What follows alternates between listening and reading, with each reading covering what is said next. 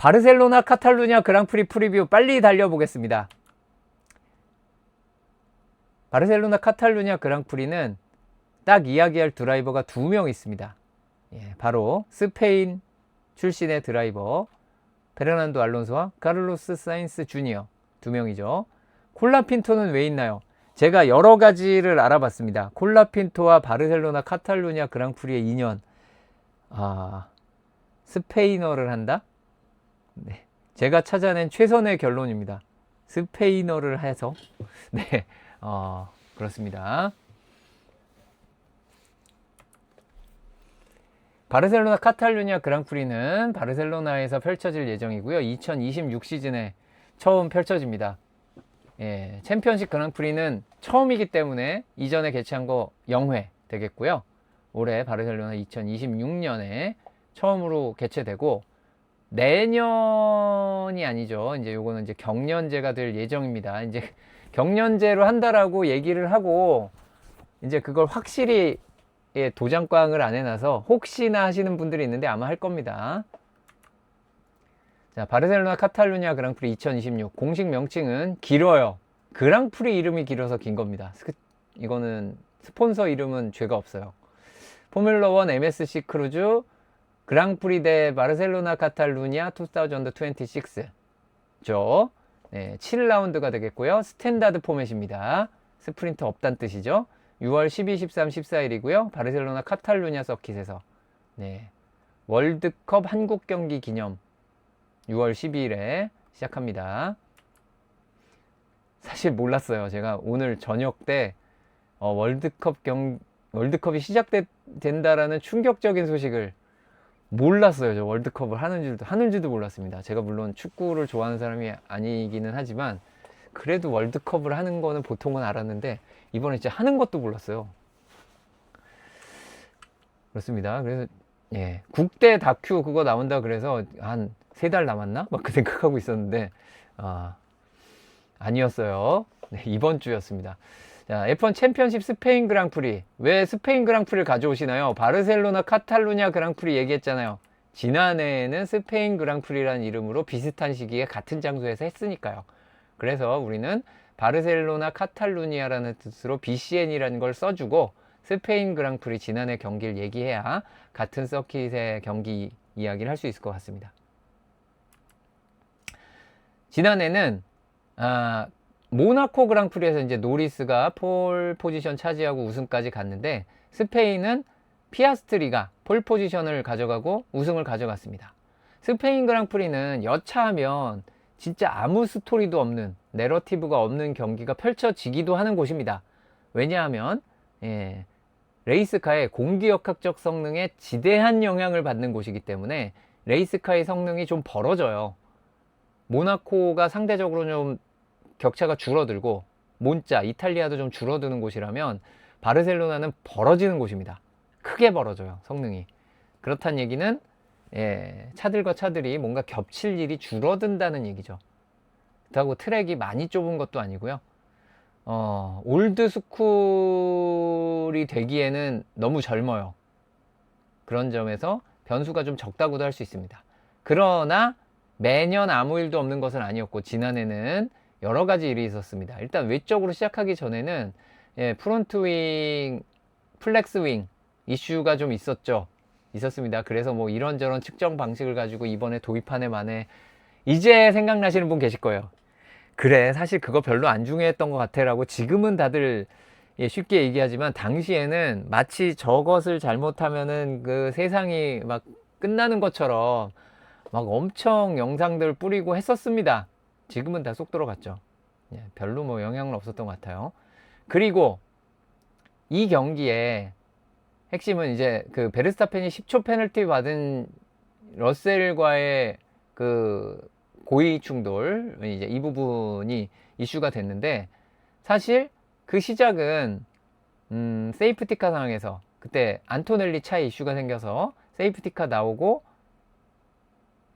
맞죠? 네, 그래서 타이어 교체를 할 때 나는 새 타이어였으면 좋겠어 해서 하드 타이어를 끼운 네, 이 타이어 뭐야? 라고 베르스타펜이 놀랄 수밖에 없었던, 그 이후에 하드 타이어라 혼자 그립이 부족해서 고생을 하고, 거기에 르클레가 지나가면서 접촉하고 휠트윌하고 러셀이랑 또 휠트윌하고 접촉하고, 그거에 대해서 저 5번 코너에서 이제 자리를 비켜주려나 했는데 속도를 높여서 부딪혀 버렸던, 그리고 많은 페널티 포인트가 갔었죠. 이런 이슈가 있었습니다.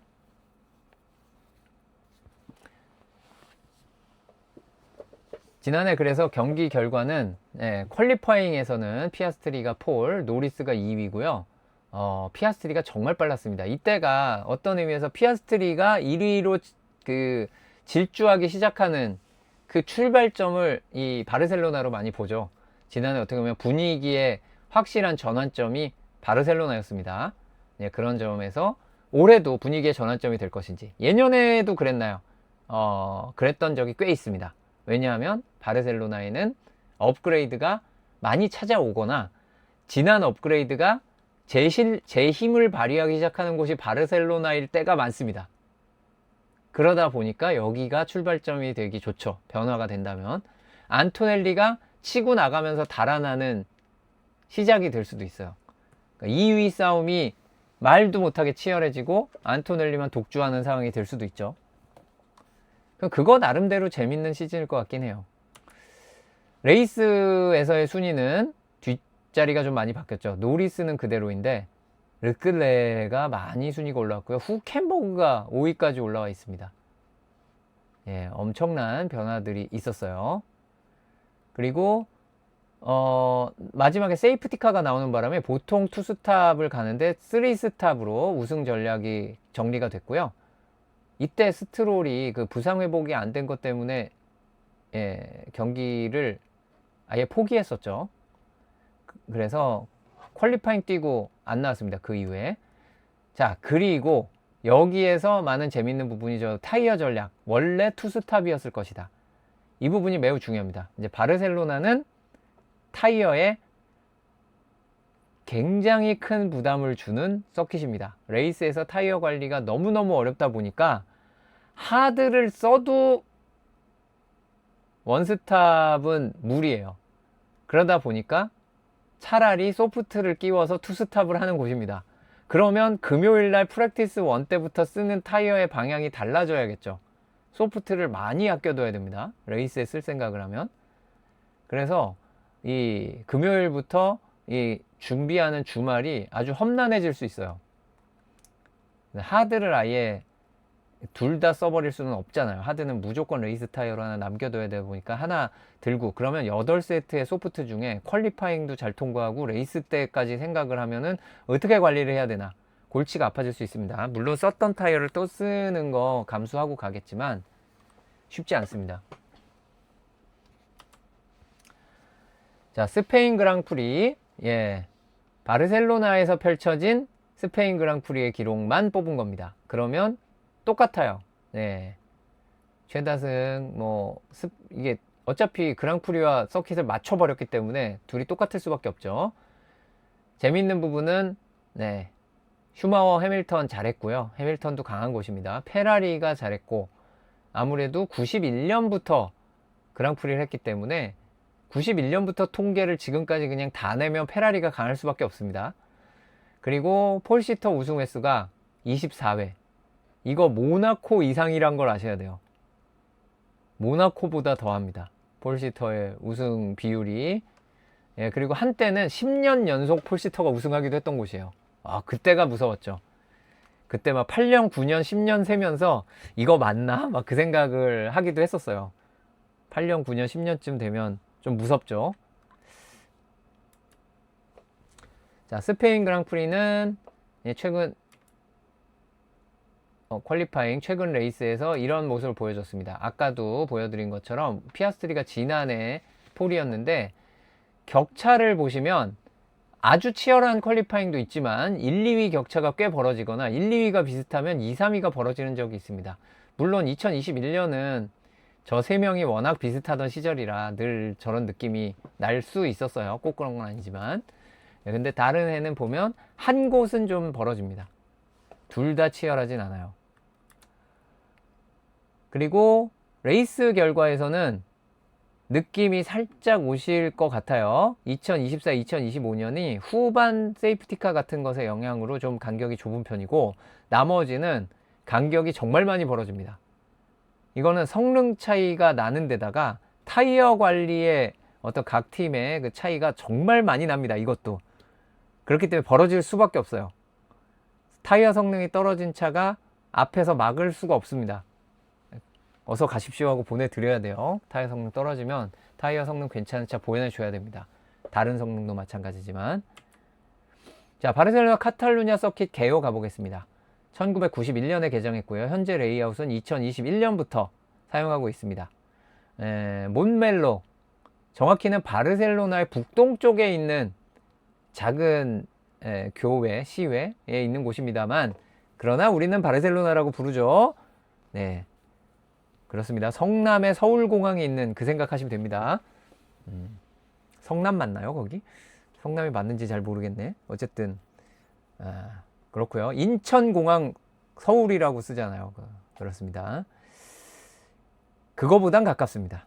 자, 그리고 6월 평균 기온 17.9도에서 25.5도, 조금 따뜻한 편이고요. 자, 이 서킷 맵 쪽 이미지 보시면 이미 요 앞에도 나왔지만, 뒤에 나오는 거구나. 스트레이트 모드 존이 4개입니다. 4개. DRS 존 원래 2개 쓰는 곳이죠. 그런데 3번, 4번 코너 사이와 5, 6, 7번 이 구간에 스트레이트 모드 존이 들어갔습니다. 여기 재밌죠. 굉장히 재밌고요. 이 모양에서 좀 기억하실 것은, 이 서킷은 고저차가 확실한 곳입니다. 그런데 이 그림에서 동서남북이 아니라 이 그림에서 위쪽이 고지되고 아래쪽이 저지대인데, 왼쪽으로 1번 코너 쪽이 더 낮아요. 그러다 보니까 2, 3, 4까지는 또 올라가는 라인을 따르게 됩니다. 4번 코너는 탈출구 쪽이 조금 높은 느낌이 있고요. 9번 코너가 고지되고 12번, 13번 쪽이 고지됩니다. 전반적으로 위쪽, 그림 위쪽이 고지대인데 약간 오른쪽으로 고지대가 쏠려 있고 저지대는 왼쪽으로 쏠려 있다. 1번 코너 쪽이 가장 낮다. 이것만 기억해 두시면 좋습니다. 그러면 서킷 진행이, 이게 모나코 같은 데 보면 쭉 올라갔다 쭉 내려오잖아요. 근데 여기는 1, 2, 3, 4 올라갔다가 5, 6, 7 내려왔다가 8, 9 올라갔다가 10번 내려왔다가 11, 12 올라갔다가 13, 14 내려옵니다. 재밌죠? 롤러코스터. 마치 우리나라 코스피를 보고 있는 것 같은 그런 느낌입니다. 자, 그리고 주요 브레이킹 존은 제일 중요한 건 1번과 10번입니다. 1번과 10번인데, 브레이킹 자체가 중요한 것도 있고, 그 코너 공략이 쉽지 않은 곳이 특히 10번입니다. 10번이 정말 공략이 쉽지 않고, 1번도 어려워지는 것이 그냥 이렇게 평면적으로 보는 것도 만만치 않은 곳인데, 내리막이에요. 물론 올해는 모나코에서 여러분이 잊고 사셨던 에너지 관리, 어떻게든 충전하기, 리프트 앤 코스트, 슈퍼 클리핑, 이거 해야 됩니다. 여기 바르셀로나는 해야 되고요. 그게 아주 크게 작용을 할 거기 때문에 일본 코너 브레이킹 난이도가 급전직하하지 않을까 추측을 해보겠습니다. 일본 코너는 많이 낮아질 것 같아요. 자, 모나코에서 항복하셨죠? 여러분, 이 배터리 얘기 안 듣고 사니까 얼마나 좋아요. 그러니까 배터리는 없애버리는 것이 참 좋을 것 같은 물건이기는 한데, 어쨌든 그냥 바르셀로나는 써야 됩니다. 자, 써야 되기 때문에 우리 굉장히 피곤해질 것 같고요. 그 다음 4번 코너 쪽도 브레이킹이 제법 들어갑니다. 그리고 저 4번 코너가 중요도나 브레이킹의 강도는 최고가 아닌데, 뭔가 이 일은 제일 많이 생기는 곳 중에 하나입니다. 특히 경험이 부족한, 어떻게 보면 F2 같은 데서 더 사건 사고가 많이 나는 곳이에요. 경험 부족한 드라이버들이 어떤 이유에서든 트랙을 벗어나거나 사고 내기 좋은 곳이 4번 코너고요. 그 다음에 좀 눈여겨볼 브레이킹 포인트면 이제 5번 코너 쪽이, 지난해 그런 사건 사고가 아니더라도 브레이킹의 이슈가 제법 많이 생기고요. 트랙을 벗어나는 자갈밭 방문하고 오는 일이 많아서 트랙에 차가 멈춰서는 일도 5번 코너에서 브레이크 실패해서 넘어간 차 정말 많습니다. 언더스티어로 넘어가거나. 그래서 그런 레드 플래그 나올 수 있습니다. 가속 구간이 많죠. 자, 모나코는 이 감속 구간만 엄청나게 많고 이게 없었잖아요. 사실상 2개 딱 그려놓고 끝. 심하게 보면 볼 리바지 쳐서 3개입니다. 뭐 이런 얘기하고 있는 수준이었는데 여기 거의 전부를 달려야 돼요. 얼마나 힘듭니까? 얼마나 힘들죠? 얼마나 힘들죠가 아니죠. 자, 그리고 스트레이트 모드 존이 많습니다. 좀 많아야 돼요, 여기는. 그리고 재밌는 부분은 아까 말씀드렸듯이 3번 빠져나갈 때, 야, 이거는 용감한 겁니다. 그리고 5, 6, 7, 이건 또 심지어 내리막인데 이 부분에 스트레이트 모드 존 열다가 집중력 흐트러지는 일 있으면 4번, 7번 다 실수하기 좋은 곳들이라 집중력 흐트러지면 안 됩니다. 자, 이 서킷은 좀 한 덩어리로 제가 설명을 드릴게요. 일단 피스트레이트 1번 코너로 향해 가는 곳에서 이 장면이 가장 인상적입니다. 약간 뭐랄까요, 집합 같은데 포함된다 이거 표시하듯이 생겨있는 메인 그랜드 스탠드와 내리막 1번 코너, 그것도 굉장히 긴 가속 구간을 지나서 1번 코너죠. 그래서 이거 가져왔습니다. 다른 이 프리뷰 하는 사람들은 말로 한마디로 때울 얘기, 저는 길게 하죠. 스타트 라인에서 첫 브레이킹 존까지의 거리를 취소된 경기 포함해서 24개 경기를 다 모아서 봤을 때 2번째로 깁니다. 아우, 기대되지 않습니까? 스타트 라인에서 첫 코너까지 2위. 아, 저기 넘사벽 멕시코가 있어요. 이렇게 긴데 이거보다 200m 더 길어요. 멕시코는 너무했지만 바르셀로나는 스타트에서 순위 변화가 상위권도 정말 많이 나오는 곳입니다. 이미 1, 2, 3번에서 바뀌는 경우가 많아요. 옛날에도 스타트 직후에는 1, 2, 3번 코너에서 이제 그 하베스트 모드와, 그러니까 에너지 충전이죠. 지금으로 치면은 뭐 온갖 리프트 앤 코스트에 뭐 하베스트에만 다 섞어 쓰지만 이런 온갖 충전을 하는 거가 되게 보기 싫었잖아요. 그런 보기 싫은 걸 옛날에도 하던 곳이에요. 2014 시즌 이후에 하던 곳입니다. 이 바르셀로나는 1번 코너까지 갈 때 다 쓰거든요. 그러니까 2, 3번 갈 때 에너지가 모자랄 수 있어요. 그렇습니다. 그 다음 첫 번째 코너가 그래서 쉬운 코너냐? 절대 아니죠. 내리막 브레이킹이라는 데서 이미 그 알론소가 사고를 간신히 피한 모나코에서 장면에서 대표적으로 보여지듯이 내리막 브레이킹 좋지 않습니다. 쉽지 않습니다. 그런 와중에 복합 코너예요. 2, 3번 복합 코너이기 때문에 여기에서 라인을 잡는 게 쉽지 않고 3대씩 겹치는 데가 많고 3대씩 겹쳤을 때 희생양이 가운데 차가 되는 경우가 많기 때문에 누군가는 포기를 빠르게 해야 됩니다. 빠른 포기가 바르셀로나 벽이 아니죠. 런오프가 충분해요. 벽 때문에 빠른 포기할 필요는 없지만 다른 차 때문에 빠르게 포기할 일은 많은 곳입니다. 배틀을 한다면. 그리고 주로 이거는 이따가 뭐 그 레이스 디렉터 노트 나오면, 이따가가 아니지 어차피 오늘은 안 나올 겁니다. 여기서 브레이킹 실패해서 나가거나 배틀하다가 나가거나, 제가 나에게 공간을 안 줬어요, 제가 나를 밀어냈어요, 온갖 빌미를 대면서 나가죠. 실제로 나가진 걸 수도 있고 그냥 지가 나간 걸 수도 있고, 그랬을 때 이쪽으로 탈출구 따라서 저 3번 코너 바깥쪽까지 멀리 돌아오게 해놓을 겁니다. 자세한 거는 이제 레이스 디렉터 노트 나오면 그때 보시면 되고요. 그리고 1, 2, 2번 코너부터 3, 4, 5, 6번까지 나오는 주로 3, 4, 5번을 그린 이 그림을 주목해 보실 필요가 있습니다. 이 서킷의 모양이 이게 오르막이에요. 1번까지 내리막이었다가 여기서 오르막으로 2번 코너에서 3번을 도는데, 이 라인을, 이 긴 에이펙스를 라인을 어떻게 잡을 것이냐? 그냥 돌면 되는 거 아닌가요? 안쪽에 계속 붙어 있으면 되는 거 아닌가요? 네, 만약에 그러셨다면 여러분이 이 서킷에서 심레이싱이나 게임할 때 랩타임이 안 나오는 이유는 계속 여기 안쪽에 붙어서 달리셨기 때문입니다. 네, 절대 안 나옵니다. 그렇게는 랩타임이. 자, 그래서 생각보다 라인 잡기가 어렵고요. 속도를 좀 내야 되고요. 그 와중에 특히 이 바깥쪽으로 나가기 전에 여기서는 엄청나게 밖으로 밀립니다. 그리고 1번 코너도 약간 오른쪽으로 돌았지만 이거 엄청난 가속의 속도가 빨라지는 곳에 기인이라는 거 매우 중요하죠. 왼쪽 타이어가 죽어나가는 소리가 들리십니까? 이미 한 요 정도만 돼도 왼쪽 타이어 힘들어요.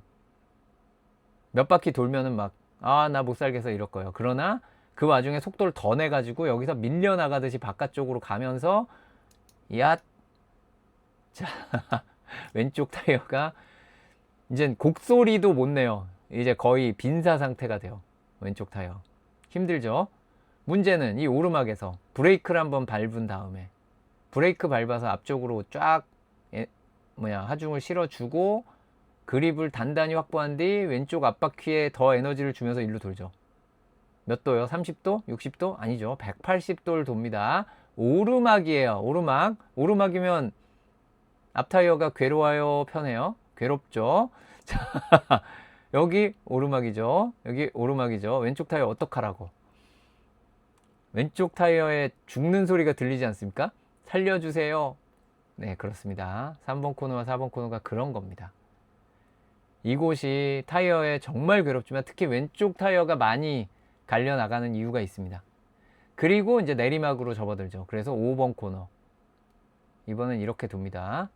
자, 이렇게 왼쪽 타이어가 오른쪽으로 돌 때 왼쪽 타이어가 죽어 나가는데 왼쪽 타이어로 도는 이때는 오히려 그 오른쪽 타이어가 온도가 부족할 수도 있죠. 바깥쪽에서 든든히 에너지를 받아줘야 되는데 안쪽은 안쪽이라서 부족하고 왼쪽은 잘 안 써서 부족하고 그래서 은근히 브레이킹 미스가 많고요. 내리막에서 또 이렇게 돌기 때문에 리어가 불안해질 수도 있습니다. 이 높이 변화를 그림에 보면 이렇습니다. 자, 1번 코너 내리막이라 그랬죠. 내려갑니다. 신나게. 저점이에요. 그리고 올라가죠. 2번부터 올라간다 그랬죠. 3번 올라가죠. 예. 이렇게 하면서 이게 오른쪽으로 도는 거예요. 3번 에이펙스. 그럼 끝이 아니라 더 올라가요. 더 올라가면서 돌아. 언제까지? 4번 코너까지 계속 오르막입니다. 계속 올라요. 4번 코너도 끝이 아니죠. 4번 코너 이게 에이펙스예요. 좀 더 올라요. 그리고 5번 코너 가기 전에 언덕을 내려가기 시작하죠. 이러면 이제 방향을 이미 다 전환한 상태예요. 이 높이의 변화를 기억해 두시면 도움이 될 수 있습니다. 그 다음 중요한 부분은 내리막에서 7, 8번이 이렇게 CK인이 되어 있는데 들어가는 7번을 이 앵글에서 벗어나게 해서 그렇지 이 7번 들어가는 게 1입니다. 여기를 지금 여기서 오는 게 아니잖아요. 이렇게 오는 겁니다. 이렇게 돌아서 온 겁니다. 이쪽으로 온 거예요. 이쪽에서 온 거 아니에요. 일로 온 겁니다. 이렇게 해서 올라가야 되기 때문에 굉장히 피곤한 라인이 잡히게 돼 있고 그러면 이거 밟아야 되잖아요. 이거 밟다가 연석이 바닥 닿고 여기 보시면 이중 연석 무섭게 튀어나와 있는 거 보시나요? 울퉁불퉁 이중 연석. 네, 여기다가 인조잔디만 깔 때도 있고 이중 연석 할 때도 있는데 아마 이중 연석 할 거예요. 여기 하도 쇼컷 해가지고. 네, 그리고 이 라인에서 그냥 트랙을 돌다가도 오버스티어 정말 많습니다. 이것도 내리막에서 오리막으로 바뀌거든요. 그러면서 가속하면서 방향 전환 같이 해야 되니까 그러면 또 스핀이 기다리고 있죠. 9번 코너 매우 중요한 코너입니다. 오르막에서 돌아서 오른쪽으로 내리막으로 바뀌는 고속 코너고요. 옛날 트랙은 일로 갔습니다. 옛날은 일로 갔는데 지금은 여기서 일로 틀어야 되기 때문에 이 연석을 10분 활용하는데 여기 바닥 엄청 긁죠. 많이들 나갔다 옵니다. 심지어 여기 갈 때 속도는 최대한 유지해야 돼서 안 밀릴 수가 없고요. 이 아래에서 보면은 여기 나가는 데가 안 보여요. 블라인드입니다. 속도는 속도대로 내야 되는데 블라인드고요. 트랙 벗어났을 때 바닥에 손상 심하다. 기억을 해두시면 되고 그리고 오르막에 왼쪽 타이어에 부담 주면서 가는 또 오른쪽으로 도는 코너예요. 왼쪽 앞 타이어 다시 정신 차릴만 했더니 또 죽이려고 그러죠. 그렇습니다. 자, 그리고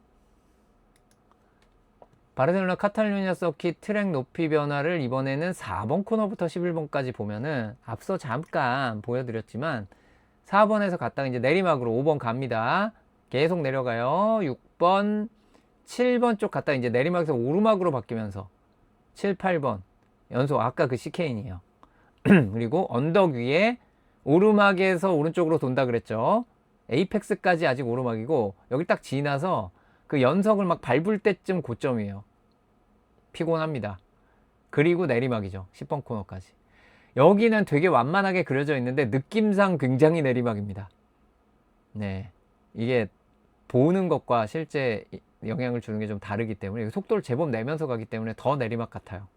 그렇게 10번 코너에 진입을 하게 됩니다. 10번 코너는 레이아웃을 좀 바꾸기는 했는데 그래도 바꾸기 전이나 지금이나 쉽지 않은 코너입니다. 저 멀리 보이는 것이 10번 코너고요. 이 서킷의 고점이 다가오고 있습니다. 여기가 10번 코너, 그 다음에 11번에서 이게 1로 도는 게 12번이 되겠습니다. 10번, 11번, 12번. 11번이 그러니까 코너가 좀 애매하기는 해요. 자, 10번, 11번, 12번인데 이 여길 들어가는 쪽을 11번, 나가는 쪽을 12번이라고 보면 돼요. 그런데 이 모양 어떠세요? 오른쪽으로 180도. 이번엔 좀 느려요. 느린 대신에 트랙션 확보 확실하게 해가지고 확실하게 밀어줘야 되는 코너. 어쨌든 왼쪽 타이어는 또 갈려 나갑니다. 그리고 곧 만나보겠지만 13번, 14번도 중고속 코너로서 여긴 중속, 여긴 고속. 둘 다 오른쪽으로 도는 코너, 왼쪽 타이어. 네, 괴롭히죠. 왼쪽 타이어는 그래서 처음부터 끝까지 폭행만 당하다가 끝나는 것 같습니다. 트랙 레이아웃에. 그리고 13번 코너는 늘 얘기가 나오는 것이 옛날에는 2021년에 현재 레어스였잖아요. 그 전에 약 한 14년 정도 이쪽 레이아웃이 쓰였습니다. 이렇게 해서 다시 저쪽 넘어가서 합류했었죠. 이 레이아웃도 이제 다른 종목에서는 썼지만 F1에서는 안 썼고요. 이게 추월을 용이하게 하려고 이런 CK인도 억지로 만들어 놓고 했다가 그것 때문에 추월이 더 안 된다 해가지고 그냥 돌리는 걸로 바뀐 겁니다. 그래서 하나만 알고 하나만 생각하고 바꾸면 보통 결과가 안 좋다. 네, 정확하게 판단하고 바꿔야 된다는 걸 다시 한번 알려주고 있습니다. 특히 14번은 전력 가속을 하는 곳입니다. 이곳이 랩타임에도 아주 큰 영향을 주고요. 왼쪽 바깥쪽으로 트랙을 벗어나는 일이 꽤 많습니다. 탈출할 때. 이런 디자인, 이런 구도인 서킷이 많잖아요. 마지막 코너. 그런 곳에서는 항상 왼쪽 트랙을 벗어나는, 마지막 코너 탈출하면서 왼쪽으로 트랙을 벗어나는 일이 많고요. 가끔 안쪽 연속 너무 깊게 밟아서 이슈가 될 때도 있습니다. 이제 마지막 섹터 쪽에 높이 변화를 보면 고점이라 그랬죠. 고점이 빨간색 표시되어 있습니다. 190.3m. 10번 코너까지 내리막을 왔다가 11번 코너 올라가서 12번까지도 계속 올라갑니다. 그러니까 이게 오르막에서 또 왼쪽 타이어 좀 혹사를 시켰다는 뜻이 되죠. 그리고 이거 옛날이라 이 14, 15 이거 없습니다. 이 16이 14예요. 이게 2021년에 바뀌었고 이 이미지가 2017년쯤 나온 이미지라 높이도 그래서 미묘하게 다를 수 있습니다. 10cm 정도는 바뀔 수 있어요. 그러니까 이 뒷자리가 바뀔 수 있습니다. 0.3이 아닐 수도 있어요. 어쨌든 올라갔다가 내려오면서 끝난다. 라는 거 기억해 주시면 좋겠습니다.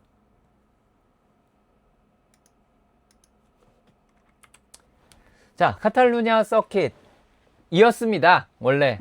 그런데 바르셀로나 카탈루냐 서킷으로 이름을 바꿨죠. 중간에. 왜 바꿨냐면 카탈루냐 서킷이라 그러니까 바르셀로나 관광에 도움이 안 되는 것 같아요. 살려주세요. 바르셀로나 올림픽과 함께 바르셀로나의 관광 증진 등등등등을 맞추기 위해서 같이 만들어진 거예요. 바르셀로나 올림픽 직전에 이런 이벤트와 함께 서킷이 그 운동 경기장과 이제 세트로 건축이 되는 경우들이 있어요. 바르셀로나 카탈루냐 서킷도 그런 케이스고, 길이는 4.657km입니다. 짧은 편이라서 레이스 랩 수가 조금 많죠. 66랩. 그리고 코너 개수가 14개로 그 CK는 없어지면서 좀 줄었고, 스트레이트 모드 존이 4개입니다. 높이 변화는 30m로 큰 편입니다. 그 랩 레코드 지난해 작성됐고요. 트랙 레코드 2024년에 퀄리파잉 때 노리스가 작성을 했습니다. 그런데 이 기록은 정말 먼 얘기입니다. 일단 올 시즌 레이스카는 지난해와 비교해서 공기역학적 성능이 크게 떨어졌습니다. 크게 후퇴했죠. 근데 공격학적 성능에 영향을 많이 받는 곳이라 이곳은 기록 차이가 좀 클 수 있어요. 그러니까 무슨 에너지를 쓰고 말고 하는 그런 부분 이전에 공격학적 성능이 정말 중요하게 좌우되는데 그 부분이 지난해와 비교해서 올해 차가 가장 많이 느려진 부분입니다. 공격학적 성능이 매우 중요하다는 얘기를 거의 돌림 노래를 하듯이 하고 있죠. 너무너무 중요합니다. 그리고 F1 팀과 드라이버들에게 매우 익숙한 서킷입니다. 이게 크게 작용할 수 있죠. 일단 여기 관전 포인트 같은 데다 안 쓰기는 했지만 이번에 많은 영 드라이버들, 콜튼 허타, F2 안 보시는 분들, 인디카 안 보셨던 분들, 콜튼 허타 용안을 드디어 뵙는 시간이 되겠고요. 루크 브라우닝도 나온다 그랬고 여러 명 나올 겁니다. 모두가 익숙하다? 누가 타도 엔지니어들이 데이터를 해석할 만하다는 겁니다. 물론 본인도 어느 정도 익숙해져야 되니까 P2부터는 정규 드라이버가 나오겠지만 영 드라이버한테 한번 태워주기 진짜 좋은 서킷. 모두가 테스트로 잘 쓰는 서킷. 올 시즌에도 심지어 슈다웃을 여기서 했죠. 네, 프리시즌 테스팅 전에 슈다웃이라는 비공개 팀들의 어떤 종일 주행 테스트를 5일 동안 여기서 했었습니다. 영 드라이버들 태워도 인생에 지장이 없다. 네, 누가 타도 큰 차이 없다. 그러니까 그러면 누가 타도 지장이 없다라는 것은 기존의 데이터가 너무 확실하니까 업그레이드 파츠 넣기가 좋은데 심지어 올해 뭔가 해봤었다 그랬죠. 그게 거기서 끝나고 그때 이후에 바로 나온 업그레이드 파츠에 영향을 주는 게 아니라 이번에 새로 어떤 업그레이드 파츠 데려와서 비교 자료가 있죠. 물론 트랙 상황이 많이 다르긴 하지만 같은 서킷이란 게 굉장히 큰 거라서 업그레이드 파츠를 가져오면 이게 뭐랄까요? 우리 샘플이 있는 거예요. 비교 샘플이. 그러면 엔지니어들에게 아주 큰 날개를 달아주는 효과가 있습니다. 펄펄 날아가겠죠. 네, 너무 날아가면 그립이 부족하겠지만 어쨌든 네, 이런 너무 잘 아는 곳이기 때문에 업그레이드 파츠 같은 것에 대한 분석이 용이하다는 얘기입니다. 자, 큰 폭의 트랙 높이 변화. 아주 큰 폭은 아닙니다. 30m는. 하지만 평균보다는 꽤 높은 폭의 높이 변화가 있습니다. 그리고 아까 잠깐 설명드렸듯이 그냥 올라갔다 내려갔다는 별로 감흥이 없어요. 영향이 없는데 여기처럼 올라갔다 내려갔다 올라갔다 내려갔다 올라갔다 내려갔다 하는 곳은 분명히 어렵습니다. 이것도 타이어에게 굉장히 피곤한 일이죠. 우회전 중고속 코너가 많습니다. 중속 코너도 많지만 고속 코너가 중요하거든요. 그래서 색깔을 저렇게 썼습니다. F1에서 대표적으로 고속 코너 때문에 다운포스 신경 써서 공격학적 성능에 투자를 하고 나와야 되는 서킷입니다. 야, 그래서 F1 레이스카의 공격학적 성능이 성적을 좌우하는데 올해는 지난해보다 공격학적 성능 떨어졌다니까 얼만큼 떨어졌는지를 확인할 수 있을 겁니다. 기록 차이가 좀 많이 날 수도 있어요. 자, 레이스에서 타이어 관리 부담이 정말 큰 서킷입니다. 바르셀로나에 비빌 수 있는 서킷이 몇 개 있기는 해요. 하지만 일단 당분간 바르셀로나. 매우 긴 핏스트레이트. 아까 설명드렸죠? 첫 코너까지 거리가 상당합니다. 피렐리 프리뷰를 보시면 타이어가 어떤가요? 다른 그림으로 볼까요? 중요한 거 좀 극단적인 것만 보세요. 타이어 스트레스 5, 레이터럴 횡방향, 옆방향 G포스가 5입니다. 타이어 스트레스 크다고 돼 있죠? 그렇습니다. 트랙 에볼루션이나 이런 거는 클 리가 없고 안 커야 정상이잖아요. 나머지는 비교적 표준에 가깝습니다. 타이어 부담, 어디가 제일 시뻘게 보이시나요? 네, 가속이나 감속 쪽보다도 횡방향, 옆방향으로 에너지를 받는다는 레터널 에너지가 어디에 가해지냐? 오른쪽도 절대 편한 게 아니에요. 하지만 왼쪽이 정말 가혹하게 힘듭니다. 그래서 타이어에 힘드니까 매년 가장 단단한 타이어 컴파운드를 씁니다. 당연한 결론이죠. 자, 첫 바르셀로나 카탈루냐 그랑프리입니다.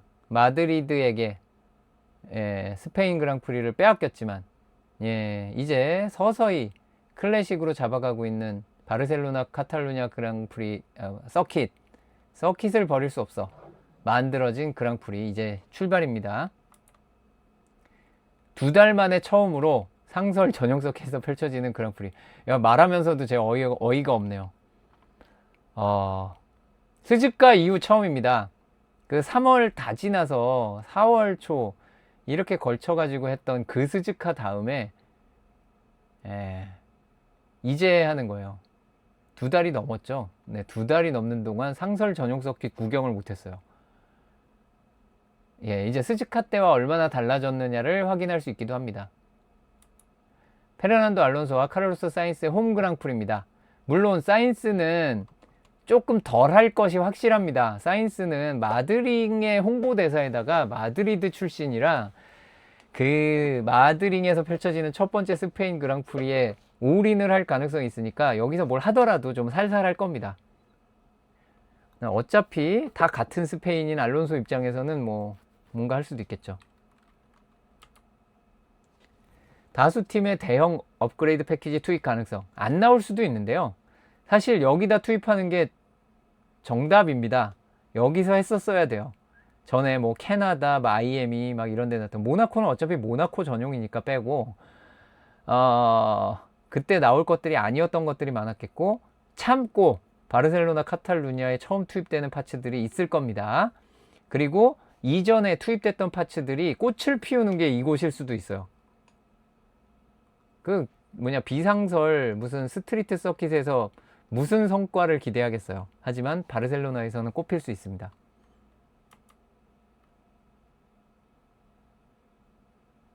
타이어 컴파운드가 틀리다고요?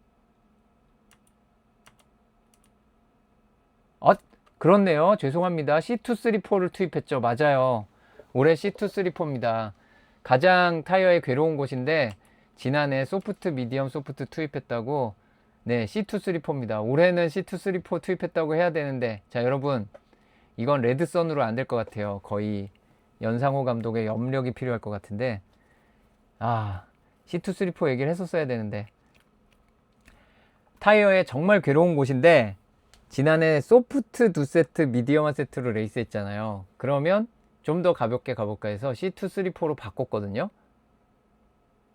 근데 올해 타이어가 지난해보다 좀 잘 버티고 있어요. 예, 그래서 지난해보다 확실히 타이어 부담이 전체적으로 적어졌다 라는 것 때문에 괜찮을 것 같다 라는 분석들이 많이 있습니다. C234로 자, 여러분 염력을 발휘해 보세요. 이 그림을 오른쪽으로 옮기는 겁니다. 야 오른쪽으로 가라 네. 한 칸을 옮기는 겁니다. 제가 다 수정된 이미지 다시 올리겠습니다. 오늘 방송 빨리 끝내고 올리겠습니다. C234 투입됩니다. 자, 앞에 보다가 방송을 끊으신 분들은 잘못된 정보를 가지고 이 그랑프리를 보는데 조금 험난한 길이 열릴 수 있다. 끝까지 보신 분들을 위해 일부러 한 거 절대 아니고 그냥 제가 잘못했습니다. 죄송합니다. 자, 이전 경기들과 다른 조건에서 팀 간 경쟁 구도 변화가 예상됩니다. 여기는 같을 수가 없습니다. 특히 지난 경기가 모나코잖아요. 모나코 다음이면 원래 다른데 원래도 예년에 계속 모나코 다음에 바르셀로나 오기는 했는데 어쨌든 모나코가 아니었더라도 경쟁 구도가 많이 바뀌는데 모나코라 확실히 바뀔 겁니다. 그러니까 모나코의 순위는 잊어라. 모나코의 순위는 관계가 없습니다. 아예 없어요. 1도 없습니다. 그래서 모나코의 성적은 그냥 몬테카를로에 남겨두고 오시기 바랍니다. 레이스 페이스와 타이어 관리, 변수가 발생했을 때 전략적 대응이 매우 중요합니다. 변수가 많이 생겨요. 그런데 모나코처럼 생기진 않습니다. 그게 굉장히 전략적으로 생각해야 되는 계산기를 좀 두드려 봐야 되는 변수가 생깁니다.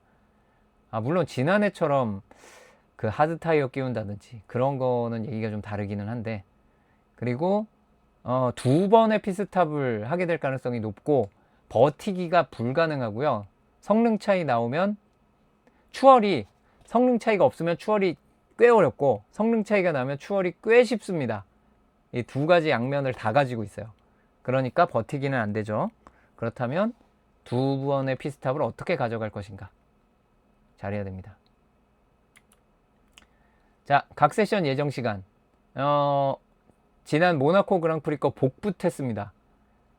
제가 같다라고 하긴 했기 때문에 복붙했는데 혹시 바뀌었으면 큰일인데, 네, 그렇습니다. 그리고 쿠팡 플레이 방송 시간도 그러면 똑같죠. 똑같습니다. 하나 달라지는 거는 F3 시간이 조금 한 50분? 50분 정도 뒤로 늦춰진 것밖에 없습니다. 여기는 서포트 레이스 수가 적어가지고 모나코처럼 좁지도 않고 해가지고 조금 늦게 해도 됩니다. 그래서 모나코는 심지어 7시 40분에 경기한 거잖아요. 아침에. 심하기는 했어요. 그래서 프랙티스 1은 8시 15분 방송 시작입니다. 내일 모레죠. 내일 모레 8시 15분 저녁 잊지 마시기 바랍니다. 그리고 레이스 때는 9시 15분 우리 정찰 랩부터 보여드린다는 거 꼭 기억을 하시고요. 바르셀로나도 퀄리파잉 성적이 폴시터의 우승 확률이 모나코보다 높아요. 퀄리파잉이 중요할 수밖에 없습니다. 모나코만큼 중요한 건 절대 아니죠. 하늘의 맹세코 아닙니다. 모나코만큼 중요하진 않아요. 하지만 꽤 중요한 곳입니다. 모나코만큼 비슷한 곳은 없죠. 앞으로도 없을 겁니다. 하지만 바르셀로나 매우 특별하니까 또 올 시즌의 변화의 시작일 수 있습니다. 처음으로 메르세데스가 아닌 팀의 우승자 탄생할 수 있고요. 러셀이 안토넬리에 대한 추격전 시작하려면 여기서 해야 되고요. 안토넬리 2위권 도전자들의 길을 꺾어 놓으려면 바르셀로나에서 앞서 나가면 됩니다. 변화가 될 수 있겠습니다. 화이팅입니다. 이렇게 해서 짧고 굵게 바르셀로나 카탈루냐 그랑프리 프리뷰를 맞춰보도록 하겠습니다. 다시 한번 아까 이미지 틀린 거 죄송하다는 말씀을 드리고요. 이번에 타이어는 C234입니다. 잘 버텨봅시다. 조금 부드러운 타이어로 타이어를 괴롭히는 곳에서 잘 버티면 되죠. 특히 왼쪽 타이어.